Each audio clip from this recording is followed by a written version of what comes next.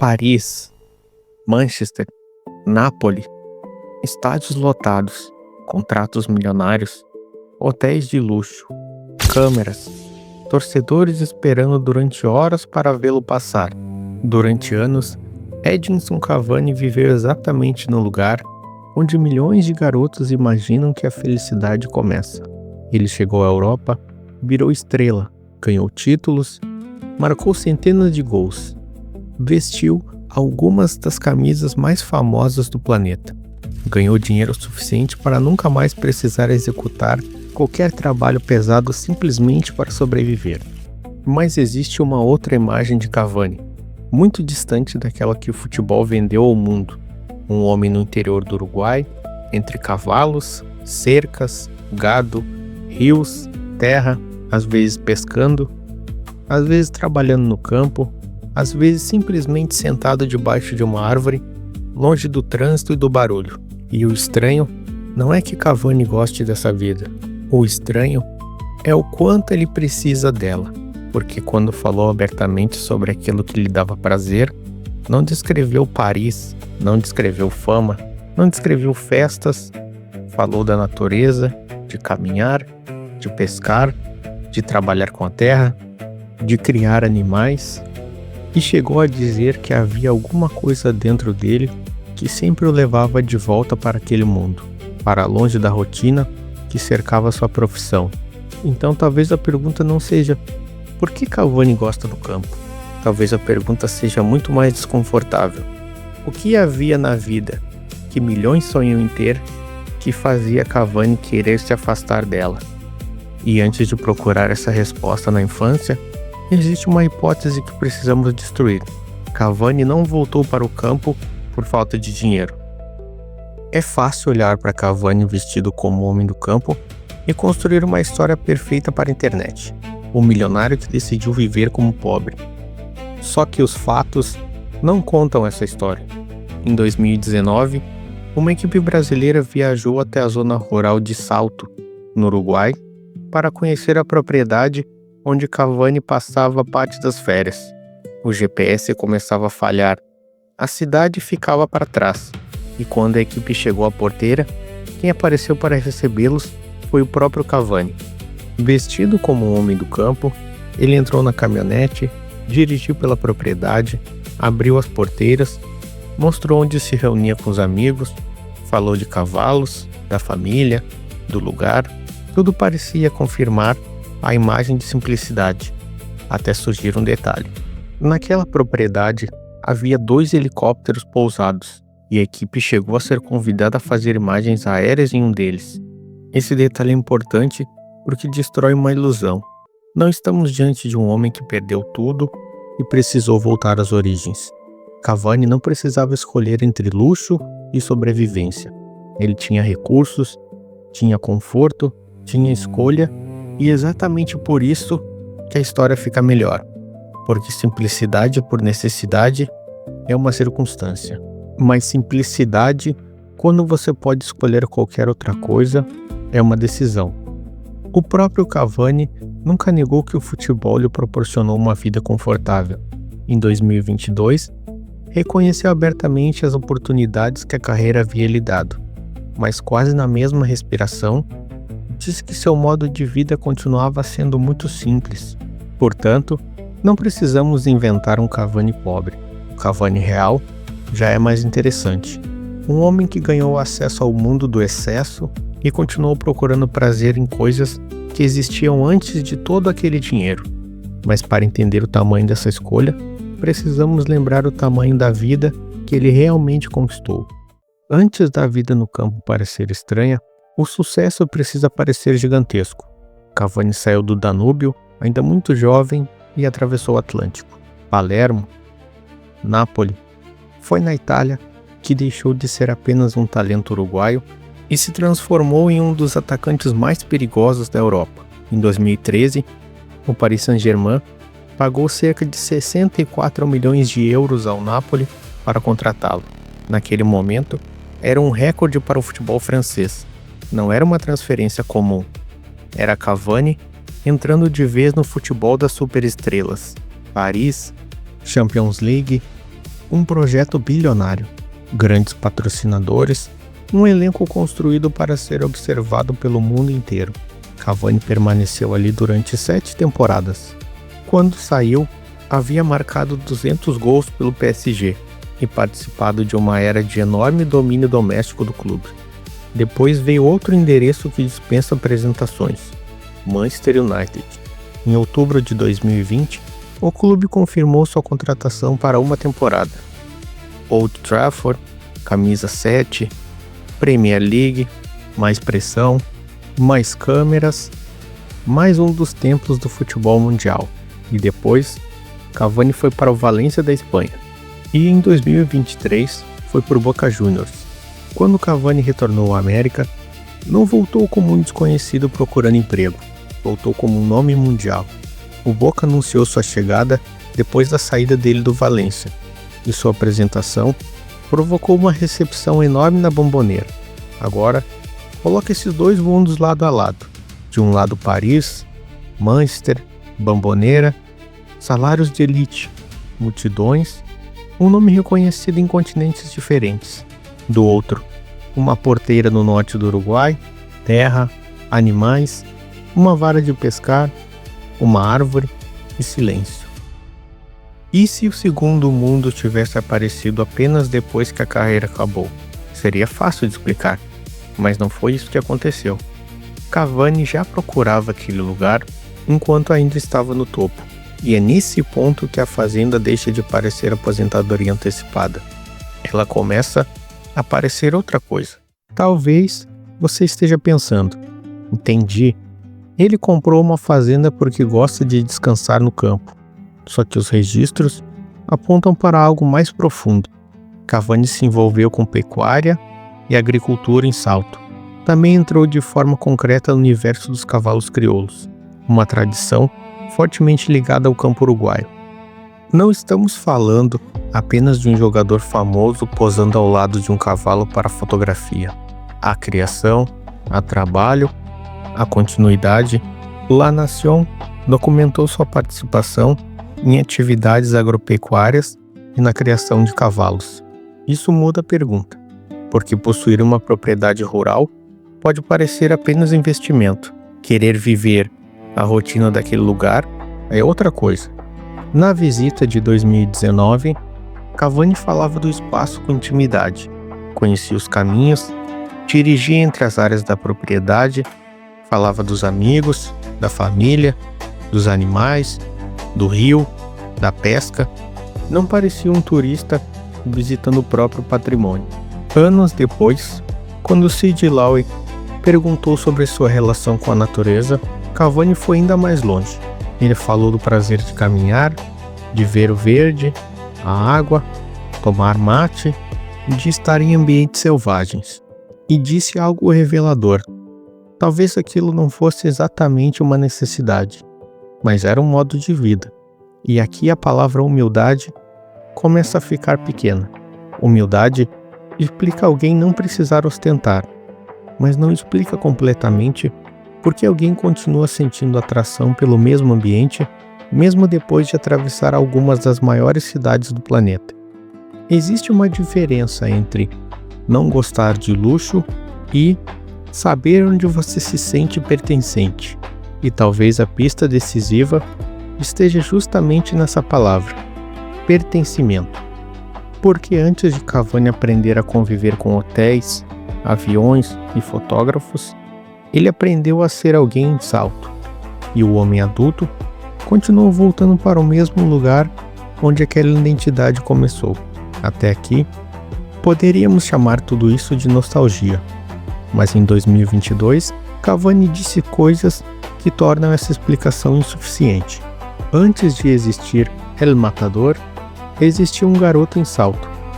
E existe um risco ao contar histórias como essa: transformar uma infância simples em uma caricatura de sofrimento apenas para tornar o sucesso mais emocionante. Não precisamos disso. O próprio Cavani já explicou como enxergava aqueles anos. A família não vivia com o conforto que ele conquistaria mais tarde. Os pais trabalhavam, a rotina era simples, mas quando falou sobre aquela infância, Cavani não a descreveu como uma prisão. Falou de felicidade e principalmente de liberdade. E essa palavra volta novamente: liberdade. Anos depois, ao explicar por que jogadores uruguaios carregavam determinada competitividade, ele descreveu uma infância futebolística em que praticamente qualquer espaço podia virar campo. Chuva, terreno ruim, pés descalços, jogo atrás de jogo. Competição antes mesmo de existir contratos profissionais. Esse cenário ajudou a formar o atacante, mas talvez tenha formado algo ainda mais difícil de substituir, uma referência de normalidade. Pense no contraste. Com 20 anos, a carreira começa a organizar sua vida por você. Treino, hotel, aeroporto, concentração, jogo, recuperação, outro jogo, outra cidade, outra temporada. E isso se repete durante anos. Quanto maior o jogador se torna, menor pode ficar o espaço onde ele existe apenas como pessoa. Voltar para salto, então, não precisa significar querer recuperar as dificuldades materiais da infância. Pode significar recuperar uma sensação, um ritmo, uma paisagem, um lugar em que sua identidade foi construída antes de alguém decidir que você precisava representar uma marca, um clube ou uma expectativa. Talvez por isso a propriedade rural não seja simplesmente o oposto da carreira de Cavani. Ela funciona quase como uma ponte. De um lado está o personagem conhecido pelo mundo, o atacante, o goleador, El Matador. Do outro está alguém que existia antes desse personagem, Edinson. E até esse ponto, ainda poderíamos estar exagerando uma interpretação. Só que então o próprio Cavani começou a falar sobre aquilo que via no futebol moderno, e o tom mudou. E em novembro de 2022, Cavani concedeu uma longa entrevista a Sid Lowe. Não era uma entrevista sobre uma polêmica específica. Não havia escândalo, nenhuma acusação, nenhuma guerra pública. E talvez exatamente por isso que o que ele disse seja tão revelador. Cavani admitiu que havia coisas que via e sentia dentro do futebol que rejeitava. Quando foi questionado sobre ser diferente daquele ambiente, considerou a palavra atípico e depois chegou ao ponto central. Talvez pertencesse a uma escola antiga, talvez não se encaixasse completamente no futebol moderno em termos de atitude. Agora, o campo começa a ganhar outro significado. Cavani não estava criticando o esporte que amava. Ele falou do futebol como paixão, falou com fascínio sobre movimentos, gols, competição. O conflito estava em algumas coisas que crescem ao redor do jogo: a fama, a necessidade permanente de exposição, as redes sociais, a transformação de jogadores em figuras maiores que o próprio clube. Cavani dizia enxergar mudanças de mentalidade e defendia uma visão em que a equipe continuava sendo o centro. Na mesma entrevista, ele falou daquilo que considerava perda de essência. Disse que a fama e a forma como a imprensa e o público tratavam determinados jogadores podem alterar prioridades dentro do elenco. Pela primeira vez, os dois mundos da nossa história começam a se tocar. O campo de salto não representa apenas natureza, representa um sistema de valores diferentes daquele que Cavani dizia enxergar crescendo no futebol. Em entrevista, entrou ainda mais fundo. Cavani contou que houve momentos em sua vida que procurou ajuda profissional. Falava com psicólogos, conversava sobre assuntos que iam além do jogo. Ele não apresentou um diagnóstico específico, mas explicou como problemas que parecem começar no futebol podem se conectar à criação, à família, ao ambiente e à identidade construída desde muito jovem. Agora imagine, o que isso significa para alguém que deixou a casa ainda muito jovem e passou aproximadamente 2 décadas perseguindo uma carreira profissional. Quando você passa a infância acreditando que precisa ser jogador, depois realmente se torna jogador e finalmente passa anos sendo reconhecido apenas como jogador. Onde realmente termina a profissão e onde começa a pessoa? Talvez seja por isso que uma das frases mais importantes daquela entrevista não fale sobre gols. Cavani descreveu a dinâmica de seu mundo profissional como algo que poderia ser avassalador e disse que havia algo dentro dele que o levava para a natureza, para longe daquela rotina. Nesse momento, a história muda. A pergunta já não é: por que um milionário gosta de fazenda? Agora é: o que Cavani estava tentando preservar quando voltava para lá? Talvez agora consigamos olhar para aquelas imagens de outra maneira. Os cavalos, o campo, a pesca, a terra, não como símbolos de pobreza, nem como tentativa de parecer humilde, mas como lugares onde uma identidade diferente poderia existir. Dentro de um estádio, Cavani carregava uma função: marcar, correr, competir, decidir. Durante anos, dezenas de milhares de pessoas podiam transformar um único toque na bola em aprovação ou frustração. No campo, essa lógica desaparece. Um cavalo não sabe quantos gols você marcou pelo PSG. O rio não sabe quanto custou sua transferência. A terra não sabe se você desperdiçou uma chance no domingo. Mas talvez explique por que aqueles ambientes possuíam tanto valor para ele. Cavani disse diretamente que felicidade para ele envolvia criar gado, trabalhar a terra, pescar, caminhar e se perder na natureza. Isso é muito diferente de alguém simplesmente dizendo: gosto de descansar na fazenda. Estamos falando de atividades que formam uma rotina, uma maneira de ocupar o tempo, uma maneira de estar no mundo. E há um detalhe especialmente interessante: essa vida rural não apareceu quando Cavani parou de ser importante para o futebol. Ela já existia quando ele ainda jogava no PSG, quando ainda estava no United, quando ainda disputava torneios pela seleção. O campo não foi inventado para preencher o vazio depois da carreira. Ele coexistiu com ela. E isso talvez seja a peça que faltava. Cavani não precisava escolher entre ser jogador e ser homem do campo. Durante anos, ele foi os dois. Mas um desses mundos cobrava desempenho, e o outro parecia desenvolver alguma coisa: tempo, silêncio, família, pertencimento. Talvez seja por isso que ele continuasse voltando. E talvez seja também por isso que a passagem do tempo, inevitável para qualquer jogador, tenha tornado essa escolha ainda mais significativa.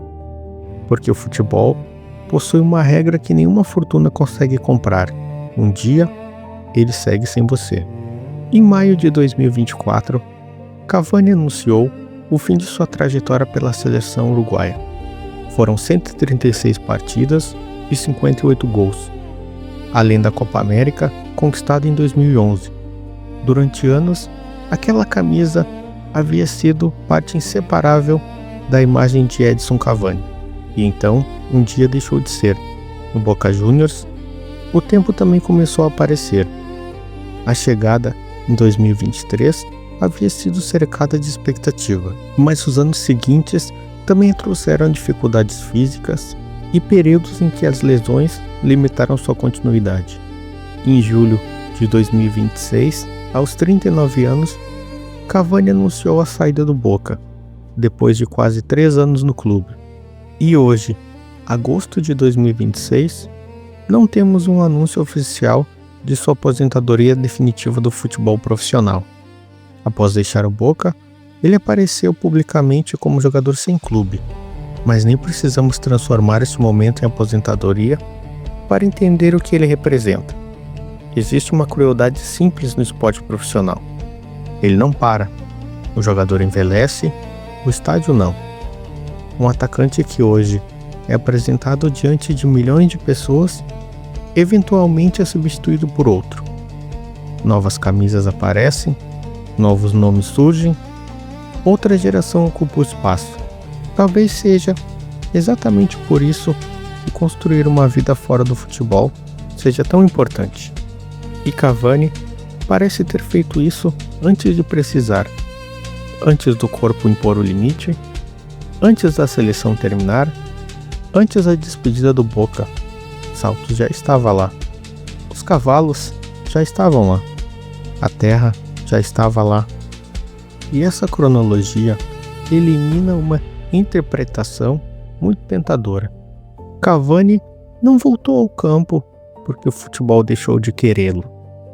Ele voltava enquanto o futebol ainda o queria. Agora podemos responder a pergunta que carregamos desde o início. Só que a resposta talvez mude completamente o significado do título. E então, o que fez Cavani fugir da vida que milhões sonham em ter? Depois de abrir todo esse arquivo, talvez exista um problema nessa pergunta.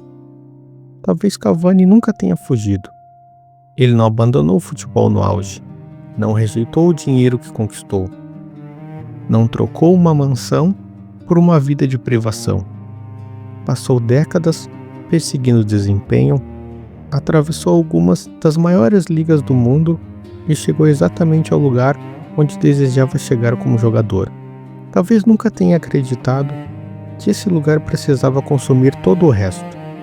E é aí que a palavra mais importante do título deixa de ser fugiu, passa a ser sonham.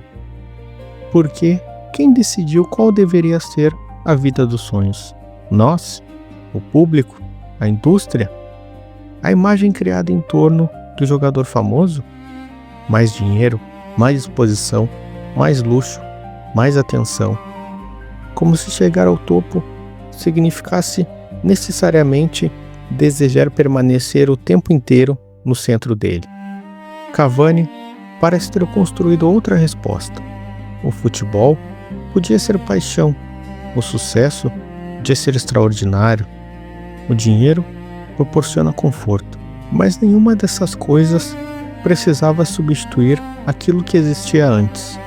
Salto, a família, a natureza, os cavalos, a sensação de liberdade. Talvez aquilo que parecia uma fuga fosse apenas um retorno. E talvez a cena mais estranha dessa história nunca tenha sido imaginar um jogador milionário trabalhando no campo. A parte realmente estranha é perceber como nós, imediatamente, presumimos que ele deveria preferir qualquer outra coisa. Cavani viveu entre alguns dos maiores astros de sua geração. Jogou diante de multidões, ganhou títulos, construiu uma fortuna, mas quando descreveu o que lhe dava prazer, voltou a falar do verde, da água, da terra, de caminhar, de estar longe daquela dinâmica. Não porque o futebol tivesse sido um erro, mas porque talvez nenhum sucesso profissional consiga responder sozinho a pergunta mais simples de todas: onde você consegue continuar sendo você quando aquilo que faz se torna maior do que aquilo que é? Talvez Cavani já tenha encontrado sua resposta muito antes de nós fazermos a pergunta. No mesmo lugar onde tudo começou, em Salto. E se você gosta de histórias que começam justamente quando as câmeras deixam de olhar para o gramado, inscreva-se no canal, porque às vezes o maior mistério de um jogador não está naquilo que ele faz diante de 50 mil pessoas, está na vida para a qual ele continua voltando, quando não existe ninguém olhando. Um abraço e até o próximo vídeo.